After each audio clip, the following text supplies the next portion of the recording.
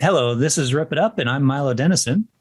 And I'm Kev Bamboo, and tonight we've got Franchesa Kirkpatrick, and we're talking about music, the theatre, and weird foods. But before we talk to Franchesa, we've had a little bit of a summer break, and I appeared on TV, and Milo got married. I got married, exactly. So Kevin and I have been keeping busy this summer. So you probably don't know Franchesa, but it's been a bit since we've recorded one of these, and keeping busy. So Kev's becoming famous, and I'm becoming controlled by a woman. Just signing all autographs. That's all I've been doing the last kind of 6 weeks or so.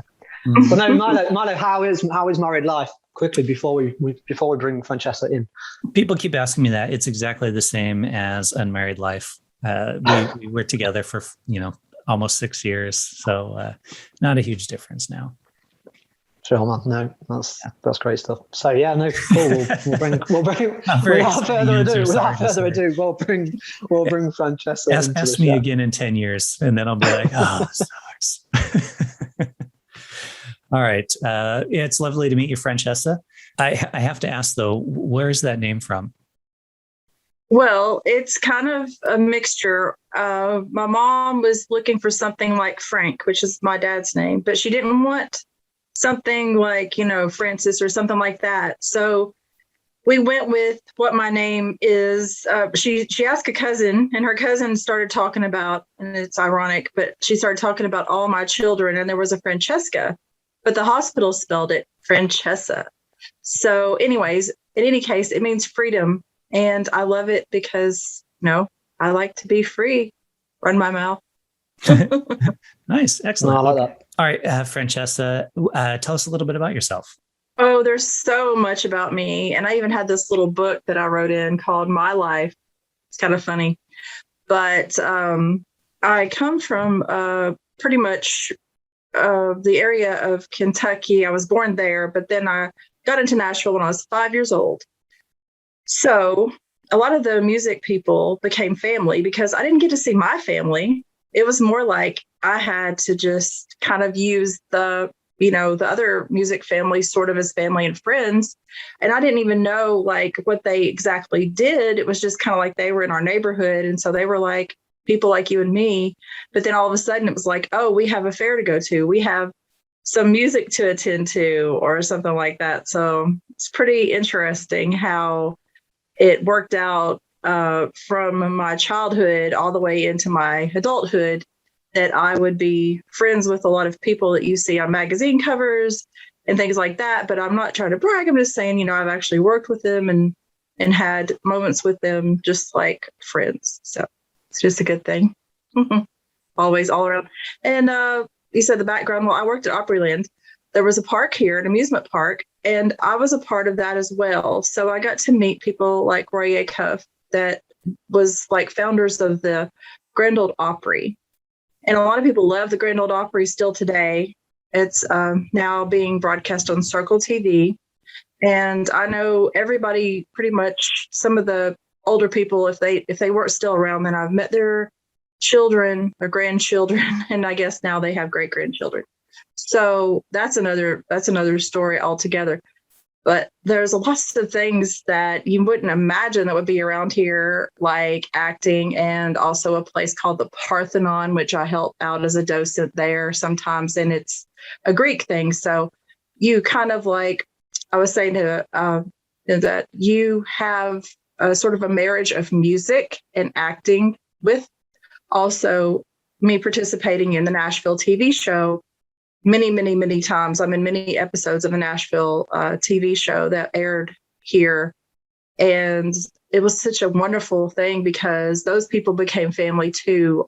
All the people who were extras or, so I had some little spots where they allowed me to do other things. And I could see, like, I was like, there you are again and again. In the last episode, it's kind of like the Seinfeld thing. They were like, oh, you shouldn't be there like that guy that showed up in every scene. But ironically, they called me and I was there on the last episode in just about every scene somewhere. So that was kind of fun.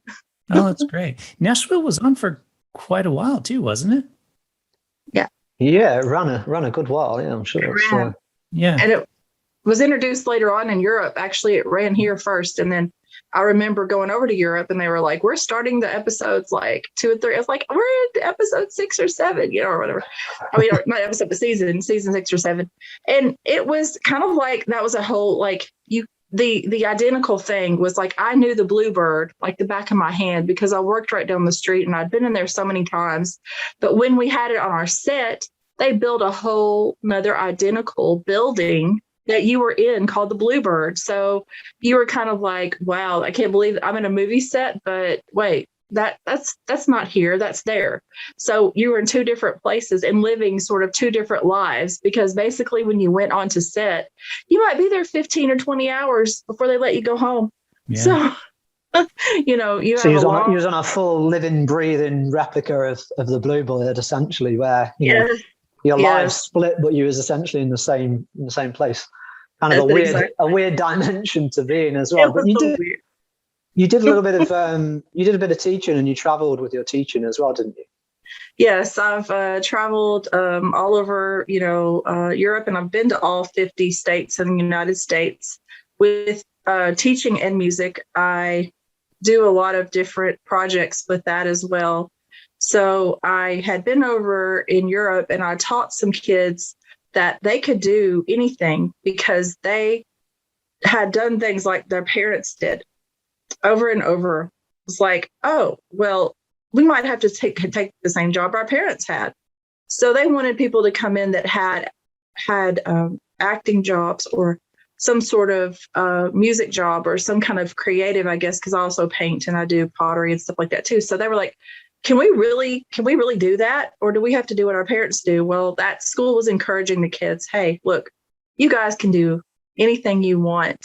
You can still learn your parents' trade if you want to, but you don't want to be stuck without the arts, because that's, something very wonderful you're missing out on if you don't do it. Oh, that's great, especially because you hear so many stories about schools cutting back on arts education and that kind of stuff. So it's nice to hear stories about schools that are actually encouraging that kind of thing. Yeah. Absolutely, yeah. So I work as much as I can. We actually have a new art center here, and it's called Turn Up. And it's like a place where people can go and donate their stuff so it doesn't go into the trash that might be art stuff. And so they're going into the schools and they're making programs. They were hiring people to try and, go to the after school programs that would be reusing this recyclable stuff through the neighborhoods. And so I'm just excited, and I can't wait to see what the kids come up with in this new center that's been created, because you can go in and pay whatever you want to for art. Like if you want something from there, they let you pay whatever you want. There's no price tag on it. If you can't afford something like paint as much as you want, or a teacher can't afford, she can go in and get that and not pay as much money for it because of the program that they have.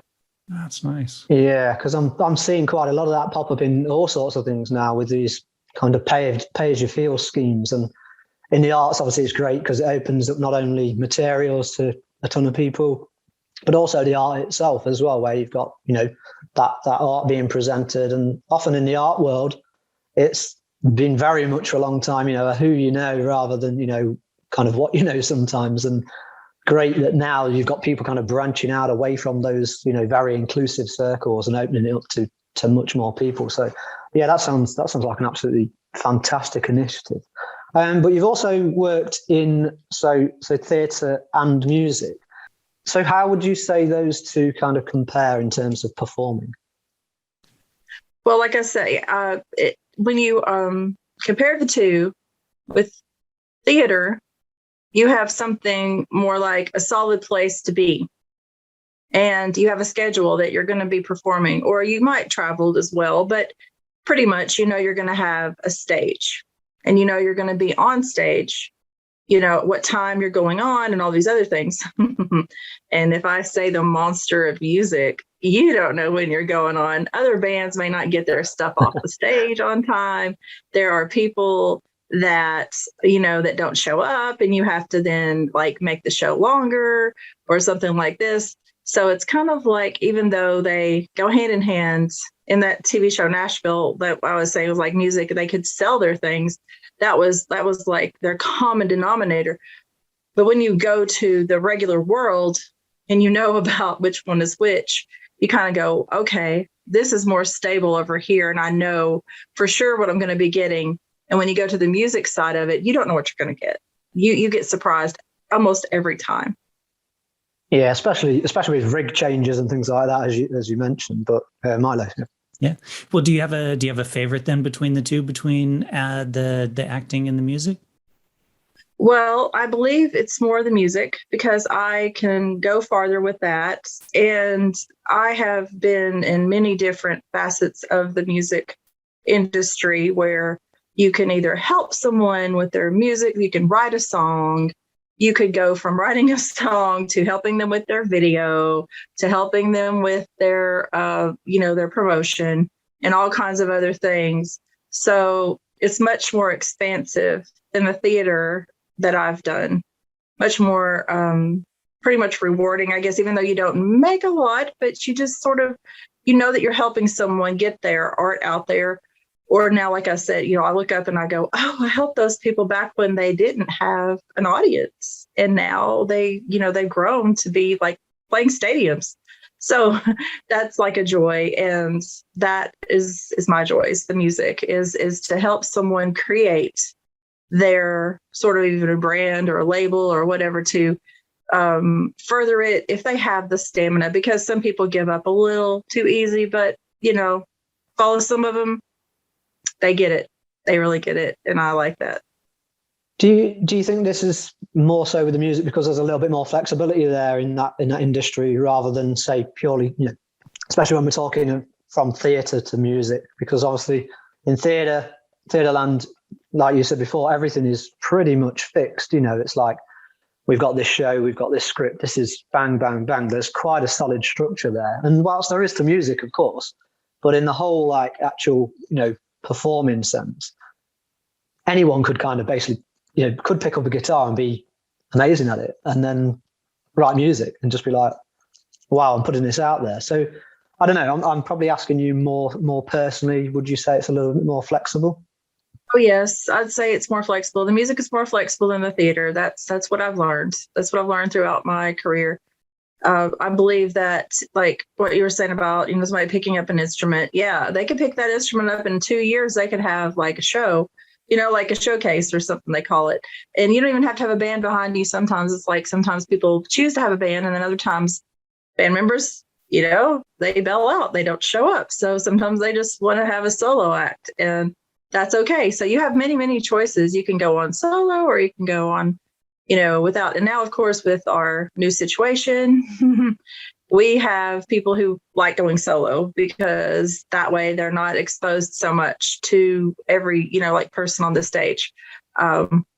Recent things people talked about, like, when we have a lot of people here, we have to change things up, it's just easier for them. I have different friends that have clubs where they have like a camera on the stage, so they can clear out and they can show people as well, like the videos of what they're doing now more than they ever did before. Like years ago, they were trying to do it, like 20 years ago, they were trying to do like filming these shows, each one like that, but people weren't really that interested. But now more people are like, oh yes, we've got to find some more media because we can't go out, but we want to see this show. And then they have like little tip buckets, and they can, earn their keep or whatever, earn from people watching from that. They can tell them, hey, look, please donate to our band.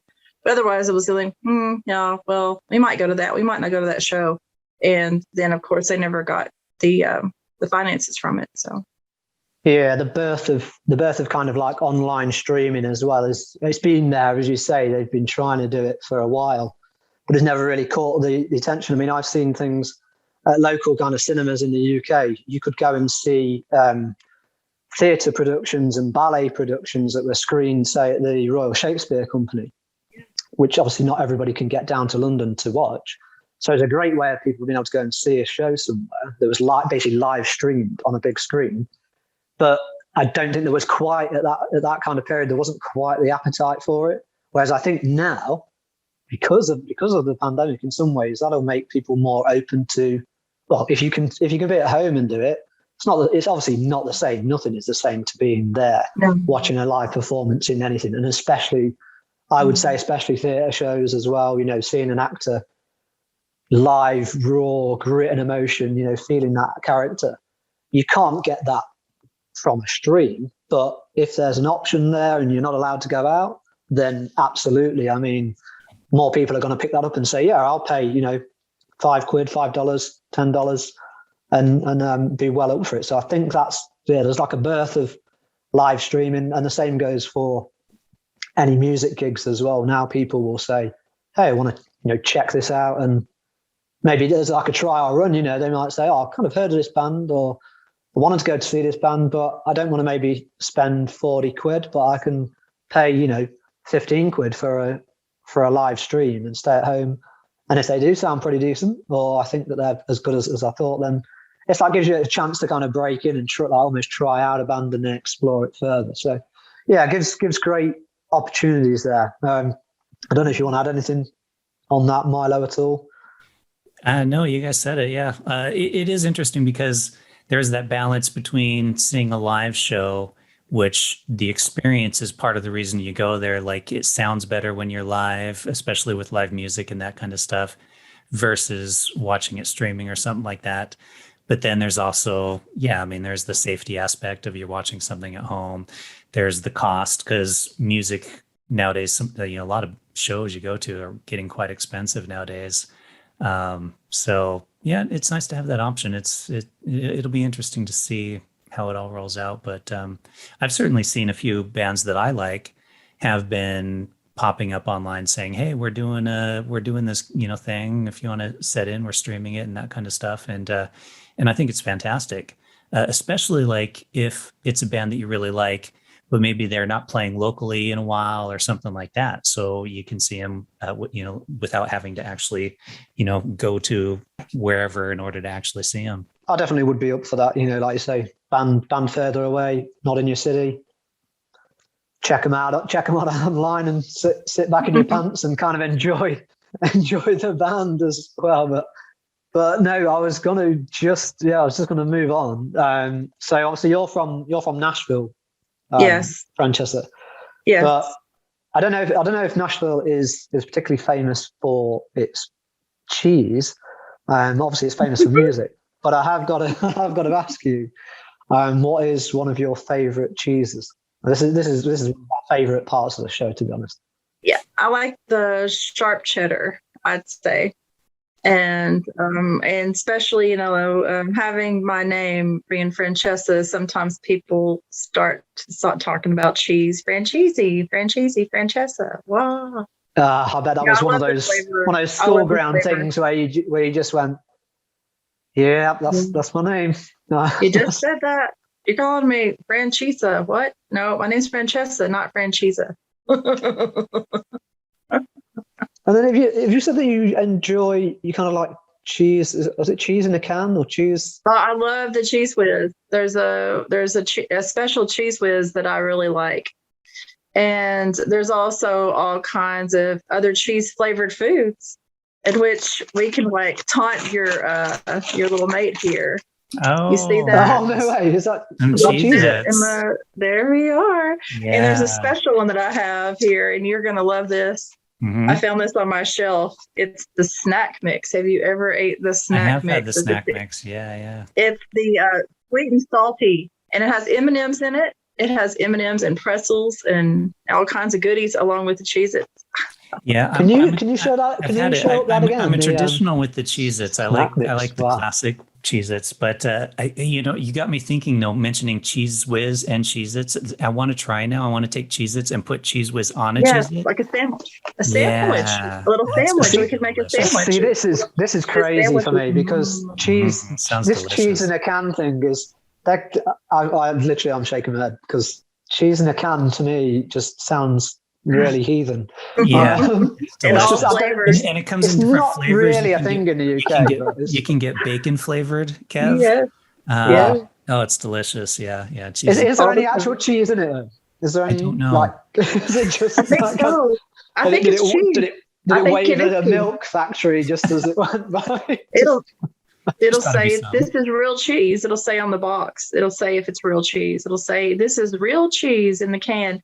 And but the handy thing is that you don't have to refrigerate it. So you could have it on the go, like in your backpack or something, just as long as you're willing for it not to explode. I mean, you're gonna explode your cheese whiz or something. It'd be everywhere, wouldn't it? So you kind of had you had a picnic with, friends, family or whatever, and, someone's not bought the Yeah, somebody plastic wants cheese cell squirt of slices. cheese. But Well, they're just squirt like, of cheese. it's all right, handbag. Do you have to shake it up or anything? Or No, is it you don't just have to purely shake just it. good? Turn it upside down, grab your cracker, whiz on it, and then it's delicious. Or you just go straight into the mouth.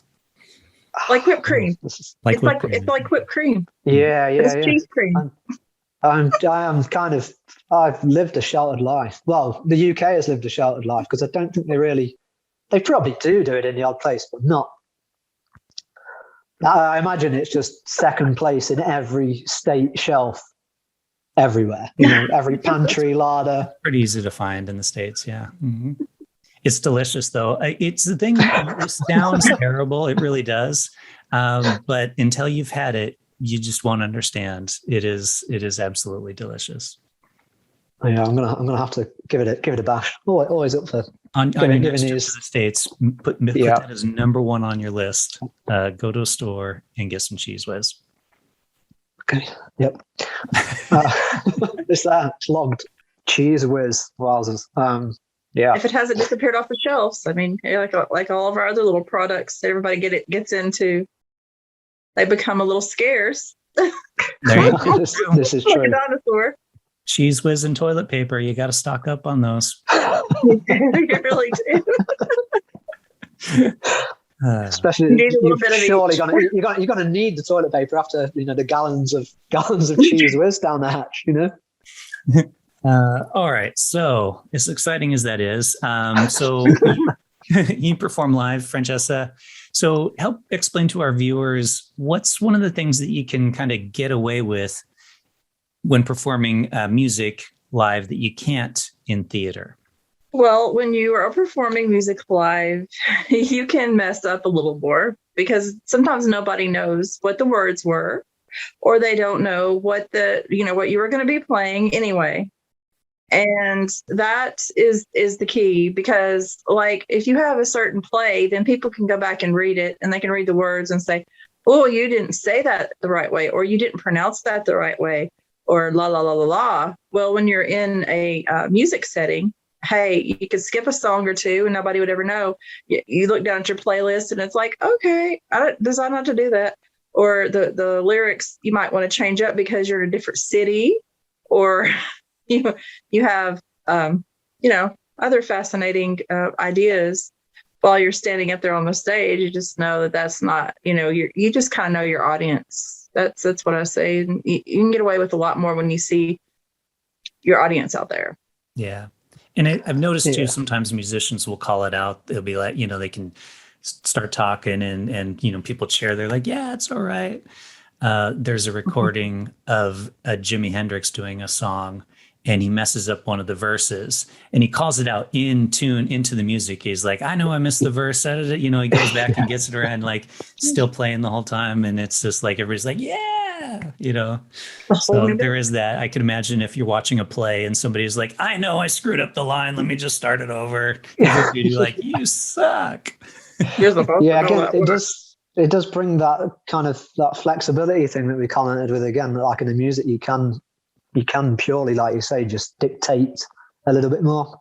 Whereas if someone's watched a play previously and then they're watching a new performer do it or something like that, they know what lines are pretty much coming in the sense of that more fixed element. And there's probably a little bit more pressure on the actors to be, very, very switched on and polished for that role, because obviously in the music, you still got to practice. You've still got to be, you still got to know the words to your music. You got to know the lyrics, but you can kind of, like you say, as Milo just said, if Jimi Hendrix can get away with it, one of the greats, then you two in a backstreet bar somewhere can get away with it as well. So, but talking of performing, Franchesa, you do a lot of spoken word as well, and I do. attend I a do lot of more of that events. right now. But yeah, so what we're going to do is we're going to ask you if it's all right with you to perform one of your spoken word pieces, and yeah, let us know what it is, what it's about, and yeah, the floor's yours. Yes, this one is called Where Is My Pants? And it was published in a book called Geography is Irrelevant over in England, actually.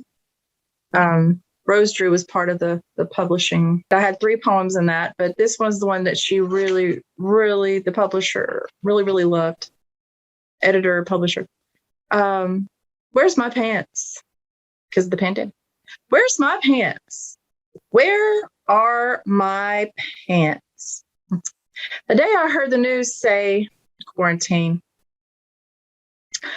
I put on my robe and sat glued to the TV. TV dinners I bought after Christmas sale are always in the microwave.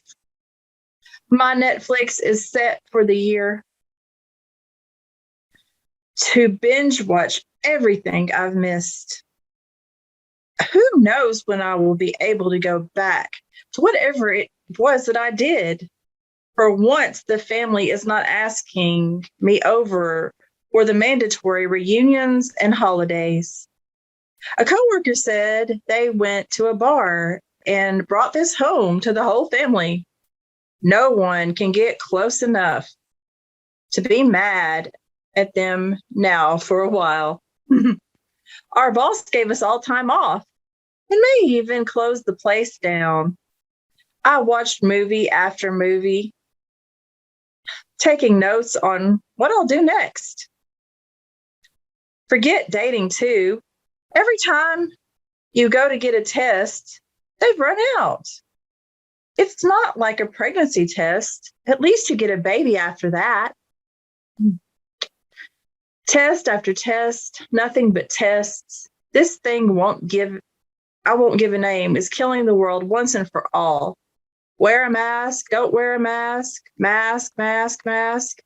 Make up your mind, open, closed. I will stay here as long as I can, ready for plan B, C to infinity. Every day is a new day. At least I find Mr. Rogers on PBS. He's such a great neighbor. For peace of mind, I Zoom my doctors, my important groups, and I take up new arts and crafts. Stream lessons from YouTube. Oh, what fun. I do miss church and my friends, and when alone, they remind me they are a phone call away. Then my boss calls and says, when are you coming back to work? I scramble around. Look for my pants. Where are my pants? Where are my pants? Where are my pants? I shake my head and wake up. Was I dreaming? Do I really need to find my pants? So that was one that I called for the pandemic. Nice. I love your delivery on it too. I was watching your eyes, like as you kind of were, reading it there. It's great. Yeah, really enjoyed that actually. And very, very, very relevant to the situation that we're in. And obviously, you mentioned the odd American show in there as well. And talking of Americans, I'm in a room full of Americans now, or I'm kind of pitted 2-1 against.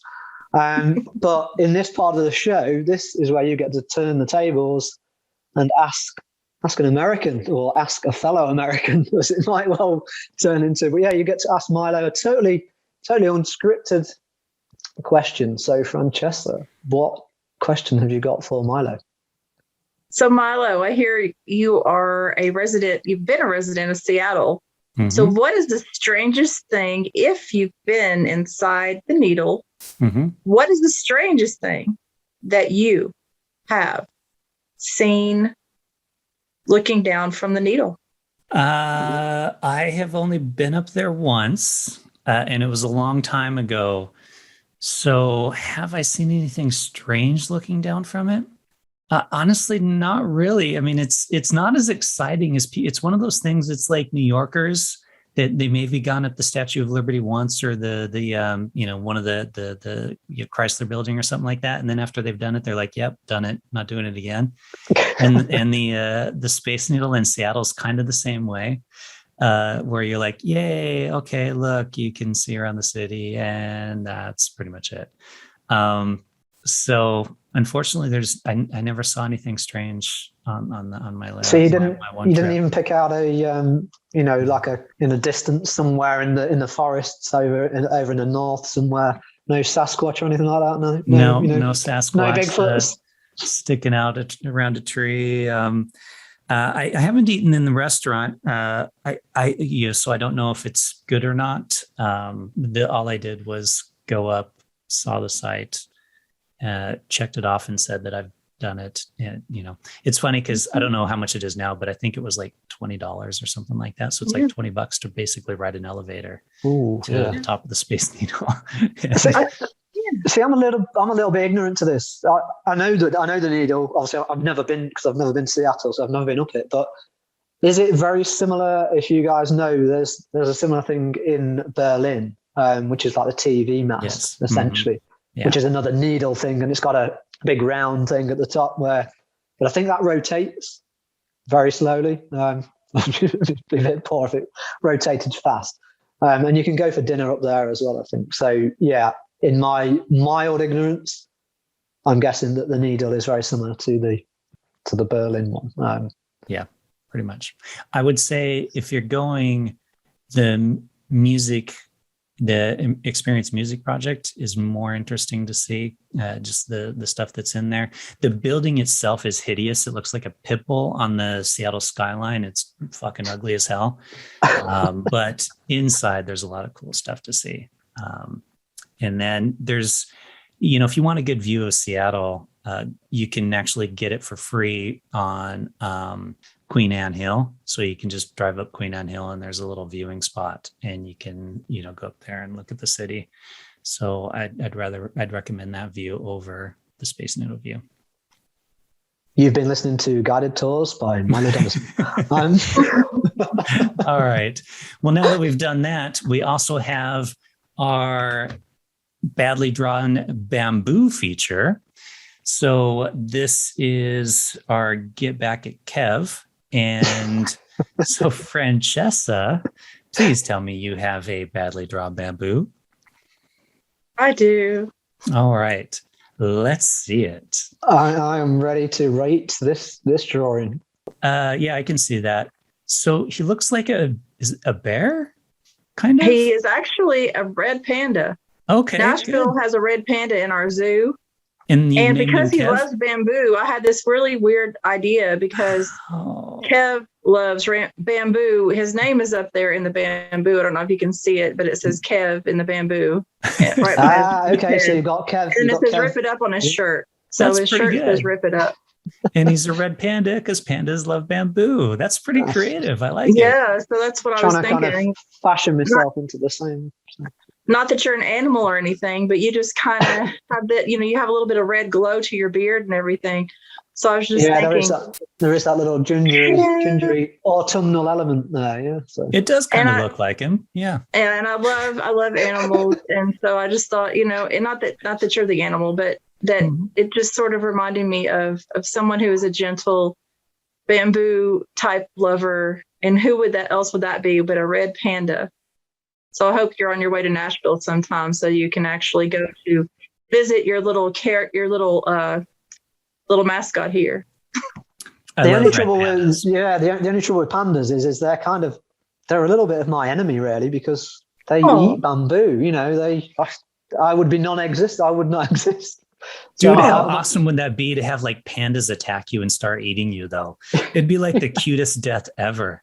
It'd be like, oh no, I'm being eaten by pandas. Oh, it's so fuzzy. For those watching at home on the TV, like kind of panda death. A new horror movie out, Panda Death, and it was just me being mauled by different species of pandas. Arm ripped off here. Yeah. I've got to rate this. So just show it up again, just so I can get a little look. again. Hold on. Right here. Here we go. Okay, yeah, that's cool. Hold it there. Yeah. Right, okay, yeah, I'm going to go with. That's going to take an almighty 4 out of 10, I reckon. That is. I like the creativity of it. Remember that all the ratings are going to be low because it's badly drawn bamboo. So, but I love the creative element. So you get a point for the creative element. You get a point for the integration, and I'll just throw in another couple of extra points because I can't be too harsh. That's badly drawn bamboo. 4 out of 10, I reckon. I'm liking that. That's good. All right, audience, as well. We've been off for a few weeks, so if you have any badly drawn bamboos, if you haven't already sent one in to us. You can reach Kev on his Twitter. What's your Twitter, Kev? It's Bamboo Creatives, so it's the same as all the other. There you go, Bamboo Creatives. Yeah. But yeah, badly drawn bamboo.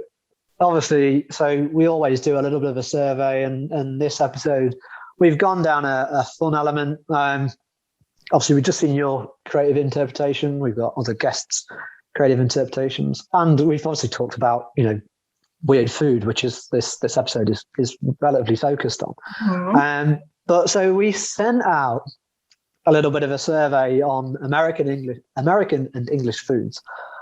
So in one of the surveys, we asked English people basically what is one of the most weird English foods that you know of. And we got loads and loads of responses in. But of the ones we had black pudding, stargazy pie. Had jellied. What is stargazy pie? So, to my limited knowledge, a stargazy pie is basically like a normal pie, so like a steak pie or whatever, but a bit like Desperate Dan. Have you heard of Desperate Dan? Oh, right, okay, that was a UK comic. So, but he was an American guy who lived on a ranch, big, guy, and he ate a thing called cow pie, and it had the horns sticking out of it. So totally unethical, kind of like 1970s, 80s cartoon. But stargazy pie is like that in a sense of that it's got fish heads and tails that stick out of it. So you got like a whole fish head like poking out one end. It's like the fish is kind of swimming in a pie essentially. That's stargazy pie. Okay. And then we've got jellied eels. There's rumbledy thumps, and then someone said spotted dick. Isn't that is spotted dick? Is that a bird? No, spotted dick is basically like a sponge pudding, which is absolutely like soaked in with raisins and a load of other stuff. So it's just like it's a spotted sponge cake essentially. Okay. But I think it's like a steamed pudding as well. And then someone said a chip butty, and another person said a toast sandwich. Which a toast sandwich was news to me. I'd heard of all the others. So is it literally just toast on toast? So I had to ask people because I was like, what in the hell is a toast sandwich? Because I thought they meant like an actual, like a toasty or to you guys, like a grilled cheese, bit of something in the middle, cheese, bang, bang, toasted up. No, this is 2 slices of toast. And then in the middle is just like a plain, piece of bread. And they just smoosh the 3 together. And apparently that is a toast sandwich. It's not for me. But apparently tons of people knew what it was. All right. Nonplussed. I'm still nonplussed on it. And that's it's a UK dish. The others, rumbledy thumps is basically like a version of like bubble and squeak. Again, it's one of those leftover dishes. Rumbledy thumps is a version of bobble and squeak. Okay. Is that what you just said? Yeah. So bubble and squeak is basically here's this thing you've never heard of, which is another version of some other thing that you've never heard of, but they both sound ridiculous. There's another one, yeah. So bubble and squeak is basically kind of cabbage and like crushed potatoes that you kind of pat them down and make them into almost like patties, and then you refry them again and quick 1-2 and chuck them out, kind of like little fritters. But rumbledy thumps is like that, but it's a more open and loose one, and you can whack a little bit of bacon in with it. it's a bit of a literally just scraps of leftovers from sides and stuff like that. So you can just whack it in, and bit of butter, bit of garlic, quite nice, very nice. Very much more the Scottish do that than English, but it is an English dish as well. But have you had any of these, Franchesa? I've had a few of them. I've actually been to Scotland and England, so I tried some of the stuff, but I can't remember exactly each and every one of them. It's kind of like one of those things where you travel and you might eat something, you might take a taste of it. And also when you're on these different cruise ships cruising, they will serve you things like that and tell you, okay, this is something that's traditional from this place, Yeah. Yeah, I don't know if I'd see them serving up some jellied eels, because obviously that is a very regionalised dish in might the have UK had that as well. pudding. And then also I'll spot it. Yeah, it tends to come with like custard or crème anglaise or whatever. I believe I had so that pudding. And there was some other ones that sounded really, really tasty. But when or where? They did say some. They sounded. They were black really pudding's tasty. misleading, because you're thinking pudding, and then it turns out to be like a sausage, and it's like, oh, you lied to me. Right. So, yeah. It's a sausage which is basically filled with pig's blood, apparently, and oatmeal. But it's a really great, like obviously not everyone. It's not going to be everyone's thing, but it's one of those things that appears on the side of a full English breakfast. It's pretty good. It's a lot nicer than the description of it is, and obviously totally different to what would be in your mind on the description. But yeah, jellied eels is pretty famous in the UK, but it is very regionalised, and that is essentially eels chopped up and kind of like stewed and put into like this broth, and then it's kind of like just gets more broke down, and then it's served with kind of like this kind of more like an American gravy, actually, like the kind of white sauce kind of gravy, and yeah, just it's a delicacy. We'll call it that. But so yeah, moving on that as well. So we had the English ones, but then we also asked people, because on my like social media I've got a good mix of like Americans and UK people. So I also asked people their most weird American ones. This is where you guys are probably going to come in a little bit more as well. So there was people mentioning things like grits. So a lot of these I'm like, don't know. So like grits, Rocky Mountain oysters, Koolicky or Koolickle. Cheese whiz came up. Oh, and then a load more. Cheese whiz. But what's a Koolickle? I have no idea. Have you ever heard of that, Franchesa? I'm not sure about that one, but I do know. I think somebody we talked a made little bit something about up. Cronuts, and that was another one that you was like, what are the Cronuts? Cronuts, yeah. But it's like a croissant made donut type thing, and there's actually a shop here that serves them and makes them. But what are Rocky Mountain oysters then? So cow testicles, balls from a cow, from a bowl. They take. Yeah, but they just call them something different. That's more misleading than black pudding. Than black pudding, yeah, totally. There's a lot of Rocky Mountain stuff that people want you to sing. They want you to sing Rocky Top. They want you to sing all kinds of songs that have some weird kind of meanings, and you think, what is that? Yeah, like you said on the menu, if you thought, am I going to have this? Sounds like what you think it's going to be, but then when you get it out, it's not what you think. I mean, I do like oysters, and I'd be like, oh yeah, I'll have 3 of those. Yeah. And then he would come out with the sacks. Oh my God. There's in Montana, there's a Rocky Mountain Oyster Festival that they do every year. I have not been to it, but I actually would go just for the experience. I probably would try one, but hopefully it'd be like battered and deep fried in some way to where, just for the experience, but it does not sound appealing at all. But same thing with like, I don't know. I mean, it's, who knows? Yeah. I definitely give it a go, but it's definitely not like, if you're thinking of 2 things and trying to make it sound nice, Rocky Road, oysters, not the 2 together, but It's like, yeah, oysters are pretty decent. Rocky Road's nice, so surely Rocky Mountain oysters has got to be, got to be amazing, right? It's got to be delicious, huh? It's got to be amazing. Now here I am just dangling, some ball sacks in my bloody face, but man, like, wow, that is a new one. But I'd give them a go, like Milo said. That's right. But and then throw up, and then you can say you've done it. So a cool lickle, by the way, I was looking it up. It's a pickle in Kool-Aid. So you apparently take the pickle and dip it into Kool-Aid so that it gets like the red Kool-Aid color to it, and then you eat it. Yummy. I've had Kelly Pickler lemonade. Yeah, try it. Kelly Pickler's lemonade. She made lemonade, and she put the dill pickle juice in there. Okay. So I got to drink some of that. And it was good? So it's probably pretty similar to this then in regards to pretty good like that, yeah.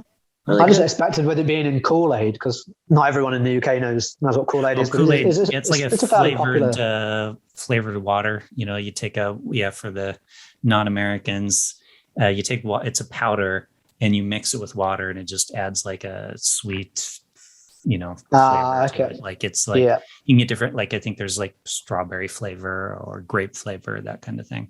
Cherry flavor. Fruit punch mainly. The only thing that I'd be concerned about is that you put the pickle in there, you leave it for however long, and then you come back and there's no pickle in there. It's just like disintegrated. It's dissolved. The Kool-Aid's just like eaten away. So the Kool-Aid, the powder is, I think, just artificial flavoring of whatever fruit product and sugar. I think is all it is. Right. Yeah, I could be wrong, but I'm pretty sure that's what it is from my memory. People dye their hair these days with Kool-Aid, so I don't know if you know about that, but they use that. Really? They put their hair dye. They use the Kool-Aid to dye their hair. Wow. So a bit like a temporary dip dye kind of. Until they take a shower and it washes out, I guess, or. Yeah. Okay. All right. Versatile Kool-Aid. We also then asked. So I decided to choose two out of that, and obviously the squirty cheese whiz. And I put this into a little bit of a poll because I wanted to find out. We've got these weird foods, but I wanted ones that people from both sides of the pond would recognize a bit more. So I put in apparently the toast sandwich, because lots of people in the UK knew what this was, and I basically asked people, what do they think is best, a toast sandwich or cheese whiz?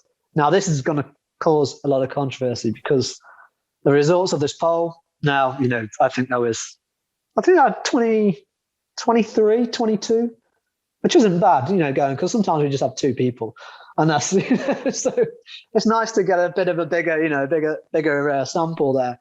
But the whole lot, bar one vote, they all said a toast sandwich. Shockingly, they said that was the best out of those two. Out of a toast Maybe sandwich. Maybe they don't know what a toast with. sandwich is. Because I don't understand how taking toast and putting a piece of bread between it is better than anything. Really? I knew this was going to cause problems. I mean, I think I'd rather have a coolicle over a well, true. Yeah, I mean, I'd give the coolicle a good old go over a toast sandwich. We had 95% was our outcome there. So maybe the Brits were around, or maybe the Americans. So. I was thinking, come on, American contingents, come along and say, no, it's none of this. Cheese whiz is kind of so handy to have, whereas you can't do a lot with. I'm with like you guys. Like out of the two, cheese whiz. Like I'd definitely be like, yeah, okay, bacon cheese whiz, onion cheese whiz, whatever, just all over it. But a toast sandwich, I'm sorry, the poll people have definitely let us down there. Yeah. But yeah, so with that, Franchesa, so what is what's the most bland option here? Oh, this one. Okay, let's go with that. It's almost like kind of epitomizing British people, like kind of like, oh yeah, I just have a dry potato. Yeah, totally. Like just bread with bread in the middle, just like bread sandwich. Feed the stereotypes. Yeah, they haven't let the country down on that. But so talking to kind of like weird foods. So obviously, like Milo, I'll ask you as well, and I'll ask Franchesa. So what is kind of like one of the weirdest foods that you've ever had, either in the UK or wherever, or but yeah, I'll go with you first, Milo. What's one of the most weird things that you've like personally had? Can't be Rocky Mountain oysters because you're yet to try. Because I have not yet had those. I've had chicken's feet. Okay. Chicken's feet. So they, they're just taste. They're just like these crunchy little things. They at Chinese restaurants and stuff, or they're the one I went to anyways, and they cook them up, and I don't know, they're just like these kind of crunchy things. So I guess that's probably the weirdest thing that I can think of. So like a really crisp, like just kind of like a really crispy, kind of bony, but they're so thin that you just kind of crunch on them, and that's it. Yeah, because I'm trying to remember what it actually tasted like. I don't. I know I wasn't like grossed out like I thought I would be. I do remember thinking, okay, well, it doesn't taste like much. So yeah, chicken's feet. Cool. So Franchesa, what's one of the most strangest, weirdest things that you've had? Weirdest thing, it would probably be, I don't know, I just don't like eating turtles, but I've had turtle. Kind of tastes like fried chicken, but probably a turtle would probably be the most odd, because I've ate a lot of other weird foods, but I just thought, well, that's one of the ones that I sort of thought, I don't really like the idea of going out and finding a little sweet little turtle and munching on it. Because how they kind of do that, because they come in all different sizes. Yeah, but I mean, obviously you've got the old, a bit like obviously you think like a crab, you've got like a big old load of shell, and obviously flesh inside. So do they kind of boil it, boil a kind of fry it like fried chicken. Looks like fried chicken on the table. I was like, what? I was tricked. This is our chicken tonight. This is chicken asterisk. May contain turtle. Got a couple of turtles out here and put them on the table. So it was a little bit, after I thought about it, I was like, tastes like chicken a little bit, but has a little bit stronger taste. But okay. So I guess that. But then, of course, I've been one to have come up with some really weird concoctions myself, just deciding to add certain things that came from the pantry into the mix. So so they're like, oh, you would put this and this, and I'm like, well, it was just fun. It was just something fun, So.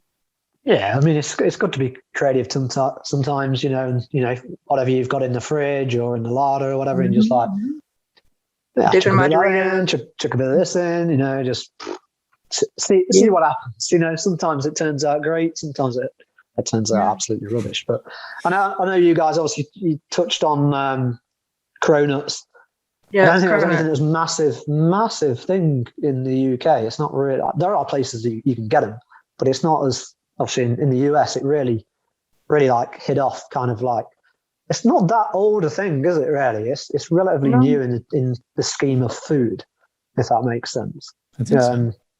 In the idea, but yeah, so kind of for anyone that doesn't know what a cronut is, kind of give us a bit of an idea of that, because I've had one and they are pretty damn good. But yeah, you've got your croissant type dough, kind of fried into the donut type thing with all the different flavors. They can put all kinds of icing on there.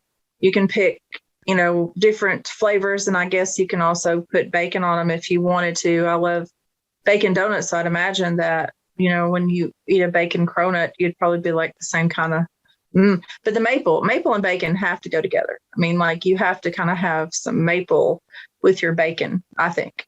The maple and bacon donut is delicious. I've had that, like just a donut with the maple on it and bacon sprinkles on it. It's delicious. Yeah, I'll definitely be down for that, because it's essentially like having it's like a croissant version of a bagel in a way, isn't it? Really, the way that a cronut is. It's literally just it's got that. It's a ring donut, I suppose, in a sense, but made with the croissant dough. So it's all nice, a bit more airy, not as dense.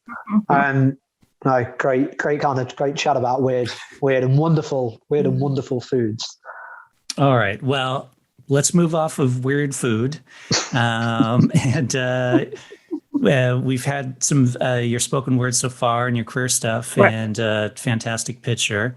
So, back to the questions. Who or what would it be? If you were to perform as any character, Franchesa, who or what would it be, and why would you choose that character? Well, if it was, we talked about a little bit of a different character. I really love Fifth Element and how the aliens interact. So I think that I would create my own character with my glittery, stuff that I do, my makeup that I do, and maybe some different color types of wigs. And then I would probably speak in a different language and do like a different high-pitched voice. I don't know what I would call that person just as of yet, but someone from another planet, I imagine. So I like doing that. But then, of course, my favorite thing to dress up is an artist, I can do all kinds of different artists that have lived before. So I've done like Patsy Cline. A lot of people beg me to do, dress up like her. A lot of people beg me to dress up, do other characters, but probably I'd create my own mashup because that's my favorite thing to do. Is there a specific? I'm trying to think of the Fifth Element characters. Is there specific ones from Fifth Element? Because the blue girl that sings. Yes, the blue girl that sings. Yeah, I like that one. I like that one. But I've also been the Fifth Element love. I've dressed up like her and went to some friends' concerts before. Like I used to dress up at the door. I worked the door sometimes, and I would be like dressed up in a character, and the people came in to pay for their, fee money or whatever. I've been a flower. I've been many, many different. Like one of my friends, Big Kenny, asked me to dress up like a flower, so I was a big sunflower one night, and I looked kind of cool that way. Yeah, that's cool. There's just different characters. I mean, I can't even. It's so hard to just narrow it down to one because I can become so many of the people. Because you say like the. Yeah, because you say like the Fifth Element kind of type, so that kind of like brings up for me more so like kind of like the Mars Attacks kind of type characters. In the background there, you've got a lot of. It's essentially like a lot of those movies in a way. It takes probably inspiration from like say Star Wars and the fangled characters that you've got in the background in say like Star Wars bar and things like that, because you've essentially got these. Mashups of characters and mashups upon mashups. So, yeah, would you say it's pretty much kind of like you'd go down this creative route of just finding a little bit of a character from here, a little bit of character from there, and have this almost like cabaret character from outer space, essentially. Yes, that would probably be it. The cabaret character from outer space.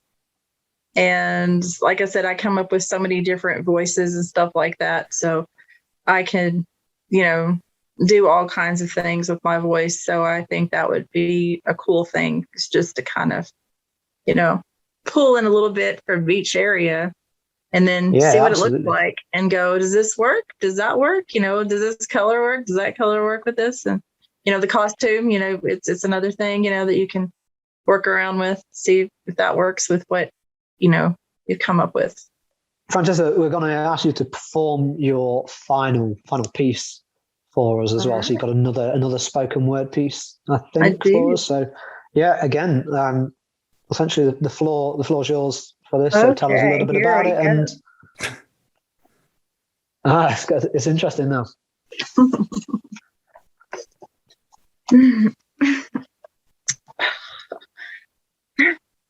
I took off my hat.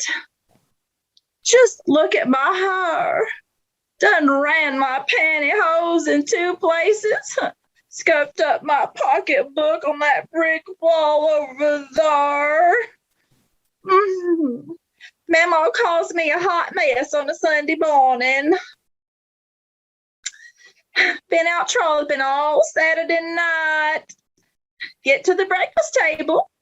Gravy is getting cold. Oh, Lord, Grandma done bumped them biscuits again. Yes, it's oats today. My poor stomach will be a growling. Oh, the preacher hates it when it makes that sound. Every time he hears my stomach growl, he goes into a sermon. He yells out how Jesus brought his disciples together to feed the fish to the multitudes. I'm a southern defect. My whole family raises their hands in an unspoken prayer request every Sunday morning. Southern defects. Can't wait till Monday morning to start over again. So that's my Southern defect. I sort of stumbled upon that because I have Southern roots and wrote that from that perspective. And it's in the this thing called Heal Me from Vanderbilt's writing group. Again, of course, we can't really see because my background's all, there we go. It was a very wonderful project. I'm in three of the anthologies of theirs because I've taken classes at the Vanderbilt University due to, I knew my mom was dying of cancer, and they encouraged us to come, as a healing process, just come and do some writing and stuff like that. And I sort of did it in honor of all the, mothers, grandmothers, great-grandmothers, all the people I grew up with there in that Kentucky area. It was just kind of a cool thing, to have those role models around and hear that voice in my work, so that I didn't lose that. I didn't lose touch with the whole thing that your roots. That's, your Appalachian roots. You don't want to lose touch with them. So if it's in your writing and you keep it in your writing somewhere, you haven't lost them. You haven't lost that character. That's lovely. And is that available online? Can people get that? I'm not sure about that. That particular one, they did just certain copies there, I guess. But it's possible. There's a few others that I have, but I think, at some point I'm going to probably end up putting that in my own, what do you call it? Compilation. Yeah. Mm-hmm. Because people like an anthology. Yeah. Yeah. Like my own thing. This isn't an anthology, but however, I'm not sure. I guess the Ingram Cancer Center prints them for people. They were printing them out for people who were, it's called the Curb Center Writing. And they were printing them out for people who were experiencing, they go in and they get their infusions and stuff when they have cancer and stuff. So they printed off copies for the hospital, but I'm not sure how many they left in their, left in their stash. But I do have a host of other books that are, that have me in the anthologies and stuff that I've written in that are available. Well, on that subject, then, what projects do you have coming up? Anything that you want to mention? Coming up, well, I have several different things coming up. I am a part of different clubs. So I guess you would say if I list my dramatic thing coming up soon is getting together a group to do Shakespeare with the Southern dialect, kind of like what I was speaking there. And then there will be, that's just a future upcoming project that I'm researching right now. And there are a few more where I'm involved in arts and crafts. So I go and I help people that want to learn how to do the arts and crafts. And then for music, there's always something coming on with music and different radio stations and things like that. Also, I'm a volunteer.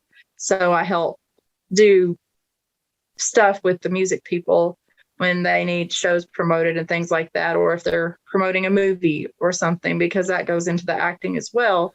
I have a cousin who works for a different station, but I'm also volunteering to help check people into the different films and things like that. So that's coming up next week. But also in future, there are, like I said, big plans for other projects that I've been working on that I sort of have to kind of, look and make sure that they're okay, because we're all in this, thing together. Even the biggest music thing that's in our area just got canceled, Bonnaroo. that was canceled yesterday. So many people are so disappointed.